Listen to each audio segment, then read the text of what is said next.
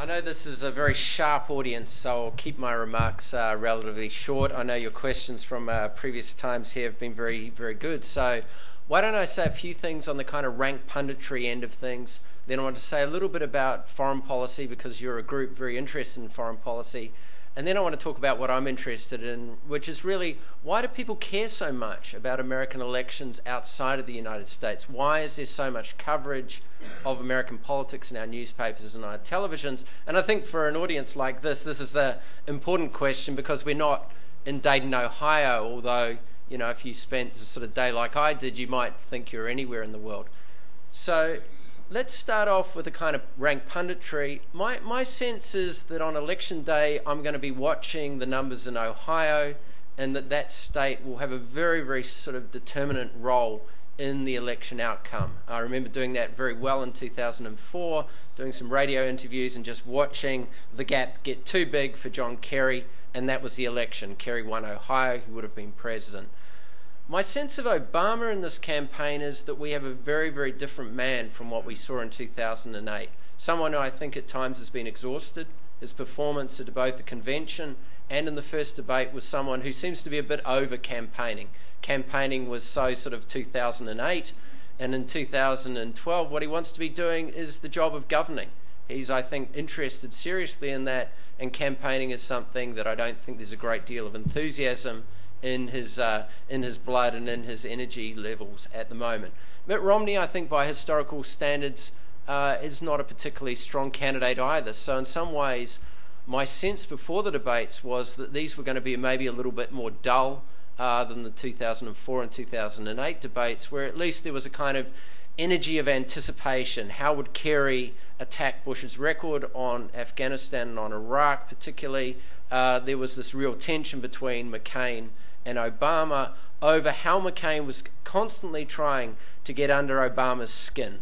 There was clearly an effort with McCain to have Obama have a moment of some degree of anger, and there would be this image of an angry black man, which probably wouldn't have played too well. This time round, though, I think the debates for me are always important in their own way, because they create a record. If you're an Australian soldier serving in Afghanistan, Romney's announcement today that he would support the president's position of bringing American troops home by 2014 is pretty important to be on the record. Now, George W. Bush said there'd be a humble foreign policy in 2000, so the record isn't always prescriptive. It doesn't always lead to outcomes. But I think if you take politics seriously, and I know this group does, that record creates at least something to hold politicians to, for good journalists to go back to and say, look, you said this in this big moment to a national audience, how come you're doing the opposite? I'm part of a very small group of debate wonks who met recently in a sort of small room in the University of Sydney to advocate a kind of debates commission for Australia, and I think this would be a very good thing. The quality of debate in the United States, because of these three presidential debates and the vice presidential debate, I think is much better than we get in the formal way in Australia. The single, very short debate that we typically get in Australia a few weeks out from the election, so people will forget it, is often stacked in the incumbent's favour. The incumbent Prime Minister often sets the rules. So I actually think these American debates are pretty useful. They could be better at times. It depends on the moderator a lot. I thought the vice presidential debate was probably the best one in terms of energy, and the moderator, I thought, kept them coming at each other in a way that was quite instructive in certain regards. From what we heard today in the debate about foreign policy, the two things that I sort of thought were very interesting and have reflected on since was the constant use of Israel as a litmus test for how America should behave in the Middle East. That Israel, being a friend of Israel, which Barack Obama said about 2 weeks ago, that Israel was one of America's best friends in the Middle East. He's been attacked very much on that issue, and today he said America is the greatest friend the United States has in the Middle East.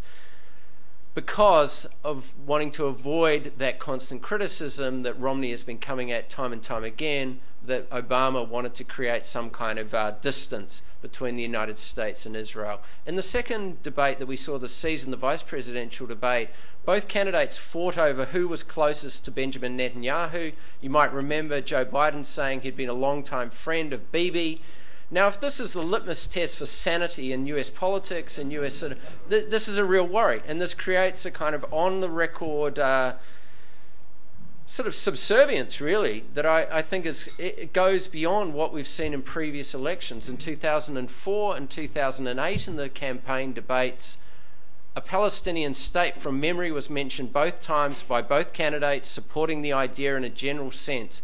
Palestine was not mentioned at all today as a sort of a place of suffering or a possible state. There was a complete lack of mention of this, which I thought was quite interesting and tells us possibly about the moment we're in. The other interesting thing that a lot of people predicted wasn't going to be discussed today, but was only discussed with regard to one candidate, was that at one point Mitt Romney was asked, did he support the use of drones, particularly in northern Pakistan? And he said he did. He said he supported the president's policy in this regard, that it had been an effective and good policy. Now, there's been a lot of writing about this. For those of you very enthusiastic about Obama, I think it is sort of a spot that Obama should have been asked about, to put on the record to say, look, this has been a good policy for these reasons. Obama's argument, and David Sanger in a recent book on this topic probably makes part of Obama's argument, is to say major figures within Al-Qaeda have been killed through these drones. But there are a number of pretty disturbing reports. New York University, NYU, put out a report about a week ago showing that these drones hover over people's communities for hours on end with children, people who are not going to be attacked as part of these drones, largely, occasionally mistakenly. That this creates a degree of frustration, anger, disgust, and doesn't increase the United States' cause in these parts of the world. Obama is a lot more popular than Bush was in France and large parts of Europe, but he's far less popular in Pakistan than Bush. America's popularity in Pakistan is considerably lower today than it was during the Bush administration, and this is often not talked about, but if it's a hearts and minds campaign, a war on terror, Obama's record, I think, is pretty poor and could have been, for such a considerable ally as or important nation in the world, Pakistan, this could have been discussed today. And Obama got a bit of a pass on that, as Romney, kind of in what might be ultimately bipartisan politics, took the heat, or at least took the answer.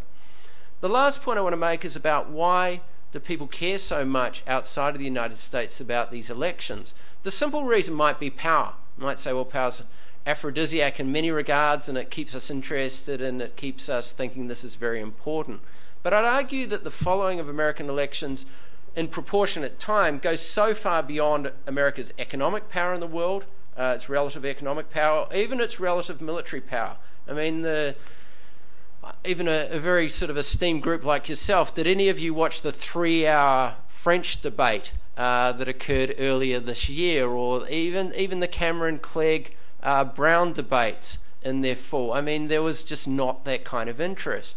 And my sense is that it's not just because we're interested because what the United States might do in the world or what it might do to itself, but that the following of this politics has a strong symbolic sort of importance. American politics, in some ways, my argument would be, has become part of popular culture. A bit like you don't have to be a racing fan to turn up in a funny uniform and a funny hat on the first Tuesday in November in Australia and maybe place some money on a horse that you've never heard of to be involved in that event. And similarly with American elections, I think, in my sense, that they've become part of popular culture rather than just strictly part of politics. And they play a role in a symbolic way. And I think, for me, this is largely what elections in America are increasingly about. They're about candidates and they're about policies, but they're also about selling America, largely to itself, largely a sense of a kind of, particularly the conventions, but a lot of the rallies that occur, telling Americans that America is going to be a good place and continue to be a good place, and America has a bright future ahead of it. And in the language of today, it's an exceptional place, and both candidates use those terms. And from the outside, I think we're drawn into this. I mean, there's a shininess to it, there's an allure to this that is attractive to us. But like all things with familiarity, of course, there's a kind of flip side. There's a flip side of a kind of form of anti-Americanism.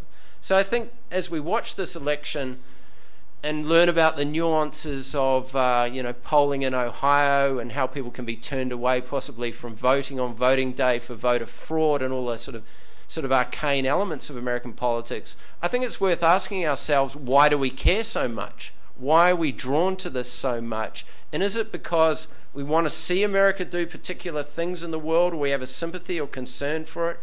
Or is this a kind of unthinking side to power? So I suppose I've followed these elections for as long as I've kind of been able to read and watch television, and I suppose reached a point where thinking they're far less about the things that is conventional for us to talk about than being about particular policies, which probably the politicians go back on. I mean, Bill Clinton was a major critic of China in 1992 and talked about the US having difficult trade times with China.